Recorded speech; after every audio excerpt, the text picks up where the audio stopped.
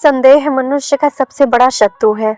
यह न दिखाई देता है, न सुनाई देता है, लेकिन जिस हृदय में घर कर ले वहां प्रेम, विश्वास और शांति तीनों को धीरे धीरे समाप्त कर देता है। यह कहानी ऐसे ही एक व्यक्ति की है जिसका जीवन संदेह की आग में जलकर राख हो गया। गांव के एक मध्यम वर्गीय परिवार में रामदीन नाम का एक व्यक्ति रहता था। वह पढ़ा लिखा तो नहीं था, लेकिन अपने को बहुत समझदार मानता था। उसका चेहरा हमेशा कठोर रहता, आंखों में हर समय चौकन्नापन झलकता। लोग कहते थे रामदीन बड़ा समझदार आदमी है, लेकिन सच्चाई यह थी कि वह अत्यधिक संदेहशील था। उसे हर बात में धोखा दिखाई देता। कोई दो लोग आपस में बात करें तो उसे लगता वे उसकी चर्चा कर रहे हैं। कोई हंस दे तो उसे लगता उसकी हंसी उड़ाई जा रही है। रामदीन की शादी सीतलिया से हुई। सीतलिया सरल, सीधी सादी और गृहस्थ में निपुण स्त्री थी। वह पति को देवता मानती थी, लेकिन विवाह के कुछ ही समय बाद रामदीन के संदेह में सिर उठाना शुरू कर दिया।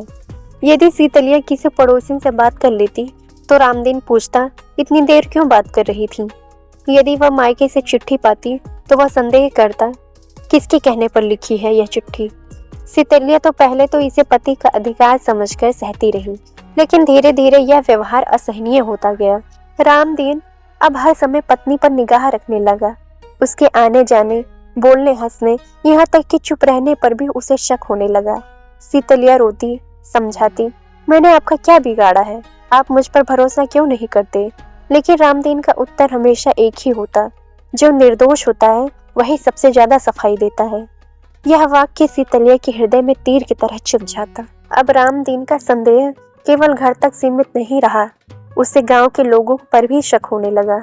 वह सोचता, सब लोग मिलकर उसकी हंसी उड़ाते हैं, उसकी पत्नी के चरित्र पर बातें करते हैं। धीरे धीरे लोग उससे कतराने लगे। लोग उसके घर आना जाना छोड़ने लगे, लेकिन रामदीन इसे भी अपनी सच्चाई का प्रमाण मानता रहा। देखो, सब मुझे दोषी समझते हैं, इसीलिए दूर भागते हैं। लगातार अपमान, शक और विश्वास ने सीतलिया को भीतर से तोड़ दिया। वह हंसना भूल गई। उसकी आंखों में हमेशा भय और उदासी रहने लगी। एक दिन उसने कहा, अगर आप मुझ पर विश्वास नहीं कर सकते तो यह जीवन मुझे बोझ लगता है। लेकिन रामदीन के हृदय में दया नहीं जागी। उसने इसे भी चाल समझा। कुछ समय बाद सीतलिया बीमार पड़ गई। डॉक्टर ने कहा यह बीमारी शरीर की नहीं मन की है, पर तब तक बहुत देर हो चुकी थी। सीतलिया का शरीर तो बच गया, लेकिन उसका मन सदा के लिए टूट चुका था। रामदीन अब अकेला पड़ गया, न पत्नी का स्नेह, न समाज का साथ, न मन की शांति। तभी उसे पहली बार यह एहसास हुआ कि जिस संदेह को वो अपनी बुद्धिमानी समझता रहा, वही उसकी सबसे बड़ी मूर्खता थी। अब वह अकेली रातों में बैठकर सोचता, अगर मैंने थोड़ा विश्वास किया होता, अगर मैंने प्रेम को शक से न तोला होता, तो पछतावे का कोई लाभ नहीं था। संदेह ने जो उजाड़ा था उसे समय भी नहीं भर सकता। संदेह सत्य की खोज नहीं करता, वह केवल संबंधों की हत्या करता है। अगर आपको यह कहानी पसंद आई हो तो हमारे चैनल को लाइक कीजिए, शेयर कीजिए और सब्सक्राइब कीजिए।